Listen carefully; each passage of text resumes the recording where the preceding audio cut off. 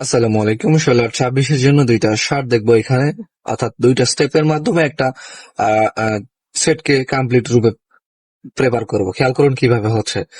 প্রথমে বলে রাখি, এটা হলো 14 সালের একটা রেজাল্ট 2619। যদি যেহেতু প্রিন্ট করা 15 সাল থেকে, আমি 14 সালে এখানে এই সেটটাকে নিয়ে হিসাবটা কমপ্লিট করছি। তো খেয়াল করেন কিভাবে হিসাবটা হচ্ছে। দেখেন, প্রথমে যদি খেয়াল করেন, এখানে 6, এখানে 9, এখানে 0, এখানে 1 এবং এখানে একটা 2। আচ্ছা, এটা গেল প্রথম প্রথম স্টেপের প্রথম একটা শর্ট। পরবর্তীতে খেয়াল করুন, যেমনটা 69012, এখানে দেখেন 69012। তাহলে এখানে 69012, এখানেও 69012।